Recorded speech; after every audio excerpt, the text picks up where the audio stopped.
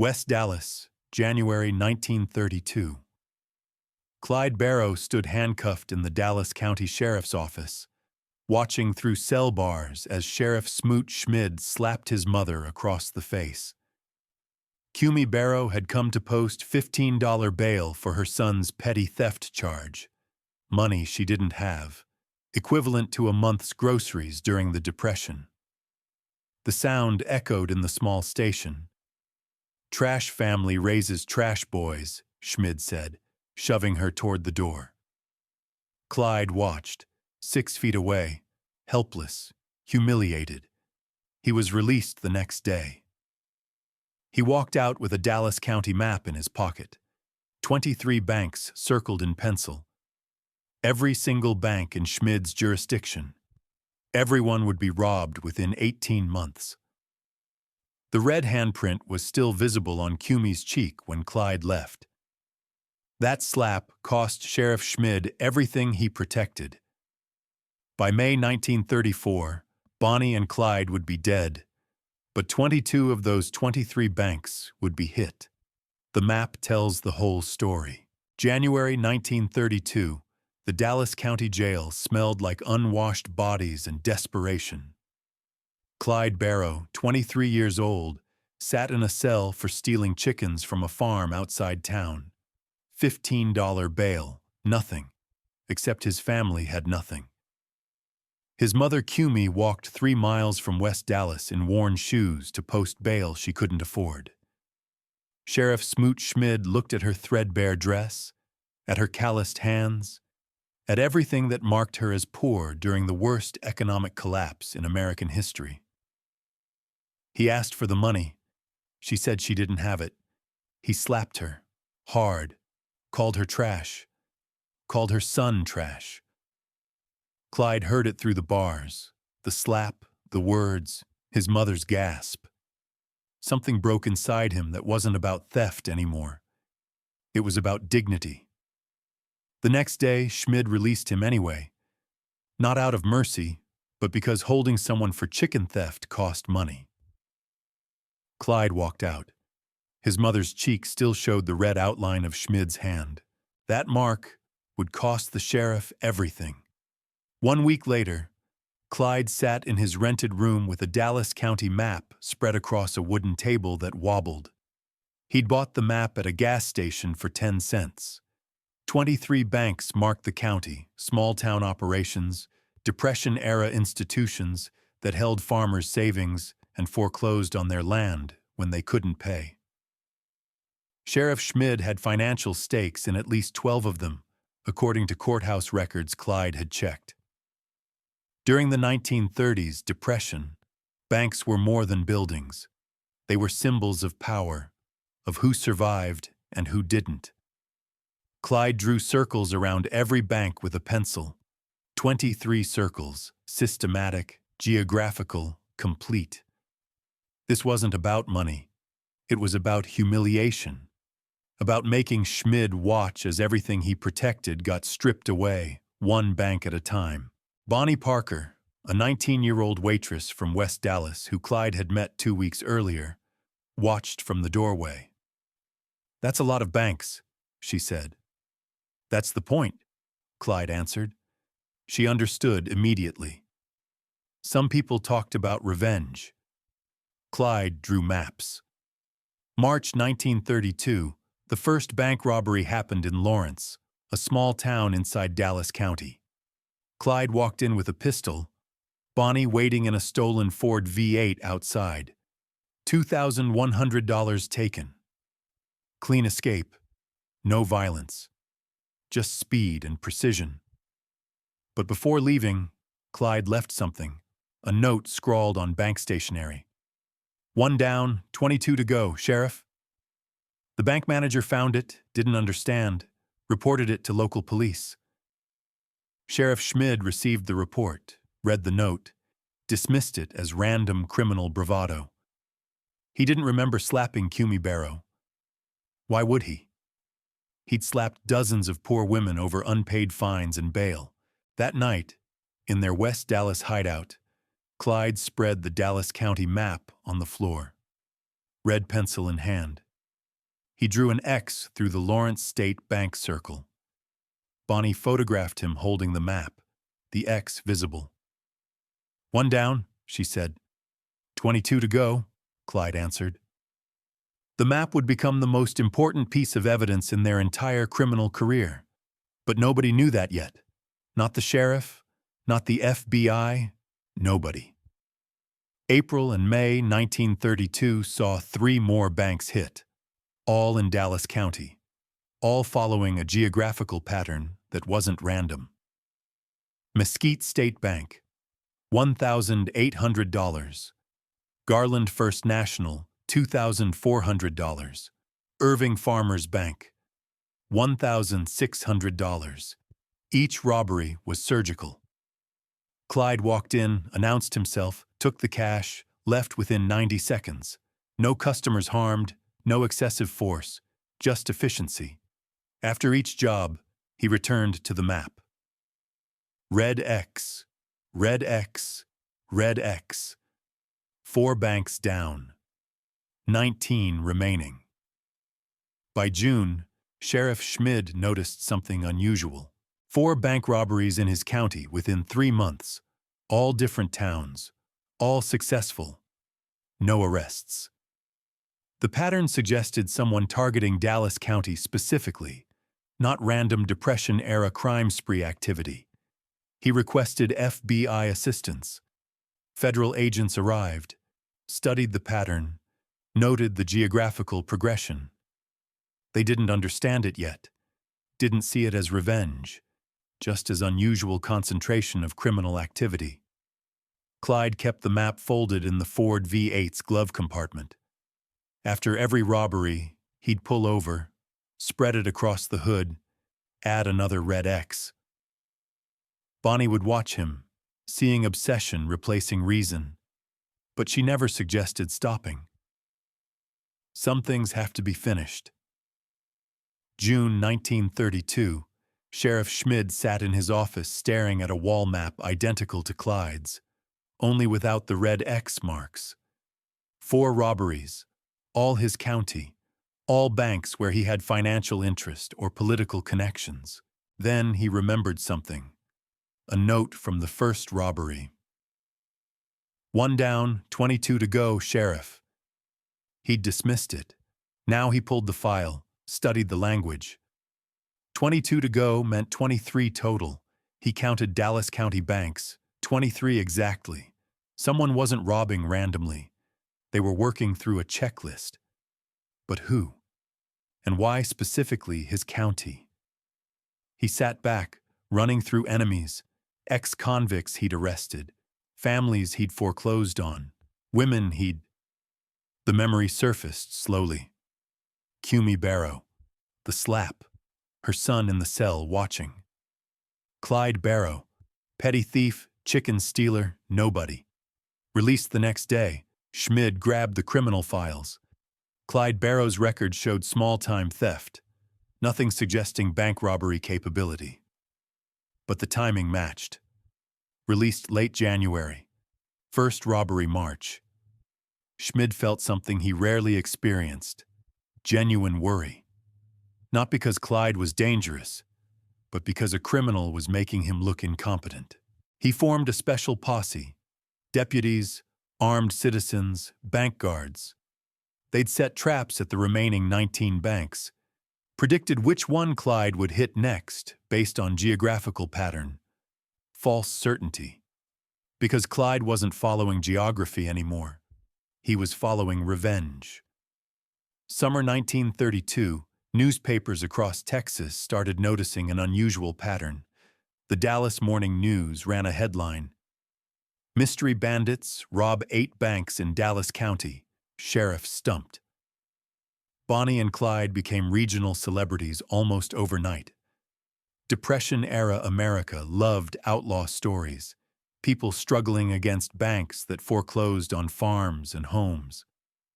Bonnie and Clyde fit a Robin Hood narrative, even though they never gave money to the poor. They just took it from institutions that symbolized economic oppression. What the public didn't know, Clyde's motive was personal, not political. Every robbery was a message to one man. Sheriff Schmid received anonymous letters after the 8th bank job. "Remember slapping my mama, Sheriff?" "I remember." Now Schmid knew for certain. This was Clyde Barrow. This was revenge. The map in Clyde's car now showed 8 red X marks, each one representing a successful job, each one humiliating Schmid further. The sheriff's reputation deteriorated. Newspaper editorials questioned his competence. Dallas County commissioners discussed replacing him. Bank owners demanded better protection. Schmid's political career, built on being tough on crime, was crumbling because one petty thief he'd forgotten about wouldn't stop. Bonnie photographed the map again. 8 red X marks clearly visible. She was documenting their campaign like war correspondents document battles. The photos would eventually end up in evidence files, studied by FBI analysts trying to understand criminal psychology. But in summer 1932, they were just proof. Proof that systematic revenge was possible. Proof that one slap could cost everything. September 1932, Kaufman, Texas. Schmid's posse had received a tip. Informant claimed Clyde planned to hit Kaufman First National on Thursday morning. They set up an ambush. 6 armed men inside the bank, 4 outside, 2 in cars blocking escape routes. When Clyde and Bonnie arrived, they sensed something wrong immediately. Too quiet, too many cars. Clyde went in anyway. The moment he announced the robbery, guns appeared from every corner. Clyde fired twice, not to kill, but to create chaos. He ran. Bonnie had the engine running, glass shattered. A deputy took a bullet in the shoulder, not fatal, but career-ending. The Ford V8 roared away, bullets pinging off the rear panel. They escaped by seconds, by luck, by the sheer speed of Henry Ford's engineering. But the violence changed everything. Before Kaufman, Clyde's robberies were bloodless, almost gentlemanly. Now a man was wounded. The heat intensified dramatically. Federal authorities increased their involvement. Bounty hunters started tracking. The Dallas County map, spread across the back seat during the escape, was now blood-stained, some from a graze on Clyde's arm, some from broken glass cuts. 11 banks robbed, 12 remaining. But the cost was escalating. Bonnie looked at Clyde as he drove, wild-eyed, obsessed. "Maybe we should stop," she said. 12 more, Clyde answered. "Not till it's done." The blood-stained map would later become Exhibit A in multiple investigations. But that day, it was just proof that revenge has a price. And Clyde was willing to pay it. November 1932, the FBI officially entered the investigation. Not because of the robberies themselves. Bank robbery was still primarily a state crime. But because Clyde and Bonnie crossed state lines, used stolen vehicles in interstate commerce, and became symbols of Depression-era lawlessness that demanded federal response. The Bureau hired Frank Hamer, legendary Texas Ranger who'd never lost a manhunt in 30 years. Hamer studied the case files differently than local police. He saw the pattern immediately. 23 banks total, 11 robbed, all in one county. This wasn't random crime. This was a campaign. He interviewed Sheriff Schmid, heard about the slap, about Cumie Barrow, about Clyde's release. Then Hamer did something smart. He interviewed Cumie herself. She sat in her West Dallas shack, worn and tired, and told him everything. The bail, the slap. Clyde's face watching through the bars. "He's not robbing banks," Hamer said, understanding completely. "He's keeping score." Hamer got his own Dallas County map, marked the 11 robberies in red, studied the 12 remaining banks. Somewhere in those 12 was the final target. probably the biggest, most important bank connected to Schmid. Hamer's office wall map now matched Clyde's car map exactly. Hunter and prey using identical tools. The difference? Hamer understood the psychology. Clyde wouldn't stop at 22. He couldn't stop. The obsession would drive him to complete the list, even knowing it meant death. That predictability would be his downfall. But in November 1932, with 12 banks remaining, the ending wasn't written yet. The map showed the past. It would also show the future. Winter 1933 into early 1934, Clyde accelerated the robberies. Depression was deepening. Law enforcement resources were stretched. Banks were desperate and poorly guarded. 15 banks down, 8 remaining. Each robbery more dangerous than the last. Each escape narrower. Clyde's obsession consumed him. He studied the map constantly, planning routes, timing escapes, calculating risk. Sheriff Schmid's reputation was destroyed. Newspaper editorials called for his resignation. He'd been unable to stop 2 outlaws from systematically robbing nearly every bank in his jurisdiction. Bank owners pulled their financial support. His political career was over, and everyone knew it. But Clyde didn't care about Schmid's political future. He cared about completing the list. About marking that last X. Bonnie tried reasoning with him. We got enough money to disappear. Mexico, South America, anywhere. Clyde looked at the map. 15 red X marks, 8 empty circles. Not till it's done. The map had transformed from tool to obsession to curse. It controlled Clyde now more than he controlled it. Every empty circle was an accusation. Every unmarked bank was unfinished business. People close to them later said Clyde changed during those months. The fun-loving outlaw became grim, mechanical, focused solely on revenge. Bonnie stayed because she loved him, but she knew how this would end. The map told the future as clearly as it recorded the past. 23 banks, 23 targets. Complete the list, or die trying. By spring 1934, only 1 bank remained untouched. March 1934, First National Dallas, Sheriff Schmid's main bank, his headquarters for financial operations, the biggest and most secure institution in Dallas County. 22 banks robbed, 1 remaining. Clyde and Bonnie scouted the location for 3 weeks. Armed guards, time-locked vault, police station 2 blocks away, surveillance cameras, everything that made robbery impossible. Clyde knew it was a suicide mission. Bonnie begged him to leave it unfinished. We can disappear. You've proven your point. 22 out of 23. Clyde spread the map on their hideout floor. 22 red X marks, 1 empty circle mocking him. He slapped my mother, Clyde said quietly. I finished what I started. That line would become legendary. The outlaw who couldn't leave 1 bank unrobbed, even knowing it would kill him. They planned the robbery anyway. May 1934. Final score. Complete the map. But Frank Hamer was watching, waiting. He knew Clyde would eventually attempt First National Dallas. He knew obsession made people predictable. The trap wasn't at the bank. It was everywhere else. Hamer studied Clyde's patterns, intercepted intelligence, tracked movements. The map with 22 red X marks sat on Clyde's car seat. That final empty circle haunted him.